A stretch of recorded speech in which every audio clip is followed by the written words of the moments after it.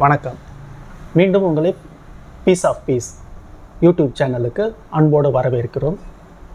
இன்றைக்கி மேடம் அனுஷா அவர்கள் ஒரு புதிய கேள்வியோடு வந்திருக்காங்க. அவங்க என்ன கேள்வி கொண்டு வந்திருக்காங்க, அது என்னங்கிறத நம்ம இப்போ பார்க்கலாம். வணக்கம். வாங்க மேடம் அனுஷா, இன்றைக்கி ஏதோ புது கேள்வியோடு வந்திருக்கீங்கன்னு தெரியுது. என்ன கேள்வி கேட்க போகிறீங்க? கேளுங்கள். வணக்கம். ரீசெண்டாக சோஷியல் மீடியாலேயும் எல்லா இடத்துலையும் ஒரு ஜெர்மன் வேர்ட் வந்து சர்க்குலேட் ஆகிட்டுருக்கு.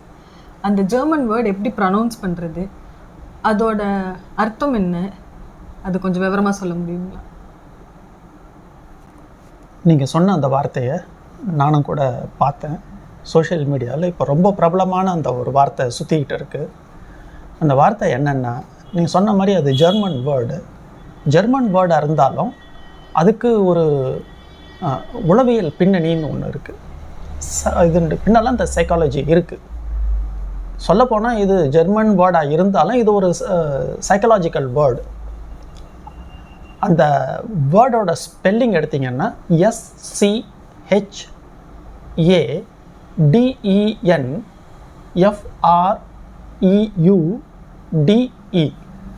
இதை உச்சரிக்கிறது எப்படின்னாக்கா ஷாடன் ஃப்ரைடே. ஷாடன் ஃப்ரைடே. இதுக்கு அர்த்தம் என்னன்னா மேலிஷியஸ் ஜாய். இந்த மேலிஷியஸ் ஜாயின்றது தினந்தோறும் நம்மளுடைய வாழ்க்கையில் நம்ம பார்த்துக்கிட்டு இருக்கிறோம். இது நடந்துக்கிட்டே இருக்கிறது. ஒவ்வொருத்தரும் அதை செய்கிறோம், அனுபவிக்கவும் செய்கிறோம். தமிழில் இதை சுலபமாக சுருக்கமாக சொல்லணும்னா, அடுத்தவங்களுடைய துன்பத்தில் நமக்கு ஒரு சந்தோஷம் அனுபவிக்கிறது. மற்றவர் துன்பத்தில் தான் இன்புறுதல் அப்படிங்கிறது தான் இந்த வார்த்தை குறிக்கிறது. அதுதான் இந்த மேலிஷியஸ் ஜாய்.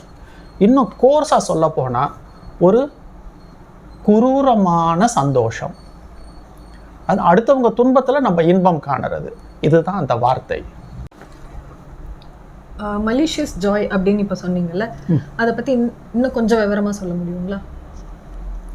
சரி. இந்த மலிஷியஸ் ஜாய்ங்கிறது, ஒருத்தர் ஒரு பாதகமான சூழ்நிலையில் தள்ளப்பட்டிருக்கிறார். அந்த சூழ்நிலையில் அதோட காரணமாக அதை பார்க்குற மற்ற ஒருத்தர் அவரை அனுபவிக்கிற சந்தோஷம் அல்லது ஒரு திருப்தி, இல்லைன்னா அது ஒரு வேடிக்கையாக இருக்கும், இல்லை ஒரு பொழுதுபோக்காகவே இருக்கும். இந்த மாதிரியான கலவையான ஒரு உணர்வு, இதில் ஏதோ ஒன்று இருக்கலாம், இது எல்லாமே கலந்த ஒரு வகையாகவும் இருக்கலாம். இந்த மாதிரியான ஒரு சிக்கலான உணர்ச்சி குவியல் தான் இதை இந்த ஷாடன் ஃப்ரைடேன்றது. இது ஒரு லேசான வேடிக்கையில் தொடங்கி ஒரு தீவிரமான சந்தோஷம் அனுபவிக்கிறது வரைக்கும் இந்த உணர்ச்சி பல வகையில் வெளிப்படும். ஸோ இந்த மாதிரி வெளிப்படுறதுக்கு உளவியல் ரீதியாக ஒரு 3 கோட்பாடு இருக்குது. அந்த 3 கோட்பாடும் இது எப்படின்றத விவரமாக அது எடுத்து சொல்லும். இதில் 3 தியரி இருக்குன்னு சொல்கிறீங்கல்ல, அது என்னென்ன தியரி? இந்த 3 தியரியும் இந்த மேலிஷியஸ் ஜாய் அப்படிங்கிறத பற்றி பேசுகிற ஒரு கோட்பாடு. என்னன்னாக்கா, ஒன்று சோஷியல் கம்பேரிசன் தியரி, ரெண்டாவது என்வி தியரி, மூணாவது ஜஸ்டிஸ் தியரி. இப்போ இதில் சோஷியல் கம்பேரிசன் தியரி அப்படின்னா அது எதை குறிப்பிடுறது? சமூக ஒப்பீட்டு கோட்பாடு. அப்போ இந்த சமூகத்தோட ஒப்பிட்டு பார்த்து ஒருத்தர் தன்னை சுய மதிப்பீடு செய்துக்குவாங்க.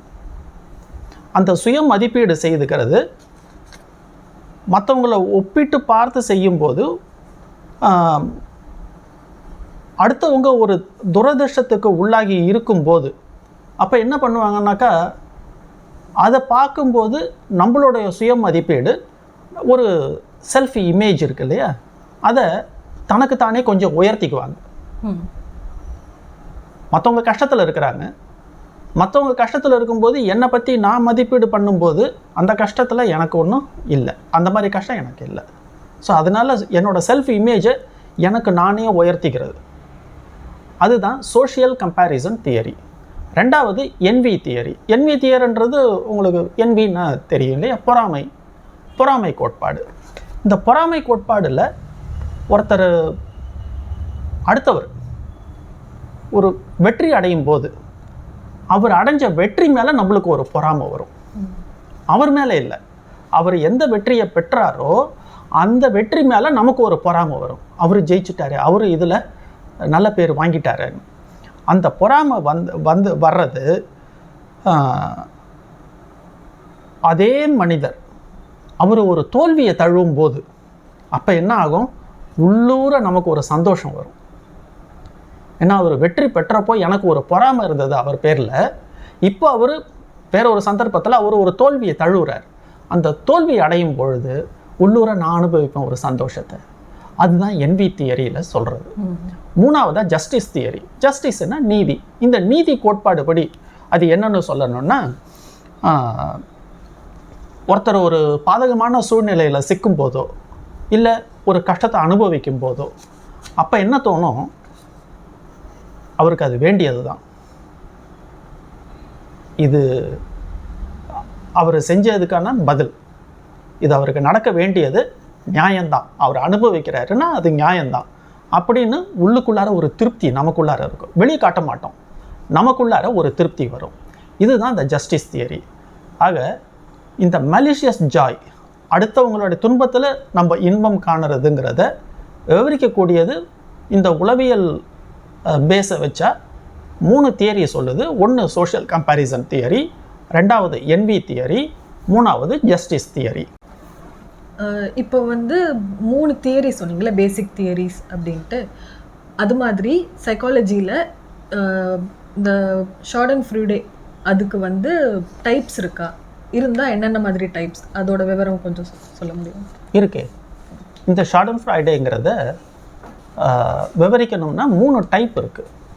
அது என்ன 3 டைப்னு பார்த்தோம்னா, ஒன்று இன்டர்பர்சனல் ஷார்டன் ஃப்ரைடே, ரெண்டாவது இன்ட்ரா பர்சனல் ஷார்டன் ஃப்ரைடே, மூணாவது கலெக்டிவ் ஷார்டன் ஃப்ரைடேன்னு 3 டைப் சொல்லுவாங்க. இந்த 3த்தில் ஃபஸ்ட்டு டைப்பை பற்றி பார்ப்போம். Interpersonal shorten Friday. இந்த இன்டர்பர்சனல் ஷார்டன் ஃப்ரைடேங்கிறது 2 பேருக்கு இடையில் நடக்கக்கூடியது. அந்த 2 பேருக்கு இடையில் எப்படி இருக்கும்னா, அவர் உங்கள் நண்பராக இருக்கலாம் அல்லது ரொம்ப பரிச்சயமான அறிமுகமான ஒருத்தராக இருக்கலாம். அந்த நண்பரோ அறிமுகமானவரோ அவருக்கு ஒரு துரதிர்ஷ்டமான சூழ்நிலையில் ஆள்படும்போது, சிக்கலில் மாட்டும்போது அதில் கிடைக்கிற ஒரு சந்தோஷம். அவர் என் நண்பர் தான், எனக்கு நல்ல அறிமுகமானவர் தான், ஆனால் ஒரு சிக்கலில் மாட்டி இருக்கிறாரு. அந்த சமயத்தில் அது இடம் பொருள் சூழ்நிலையை பொறுத்தது. அந்த சிக்கலில் அவர் மாட்டும் பொழுது எனக்கு ஒரு சந்தோஷம் கிடைக்கும். அதுதான் இன்டர்பர்சனல் ஷார்டன் ஃப்ரைடேங்கிறது.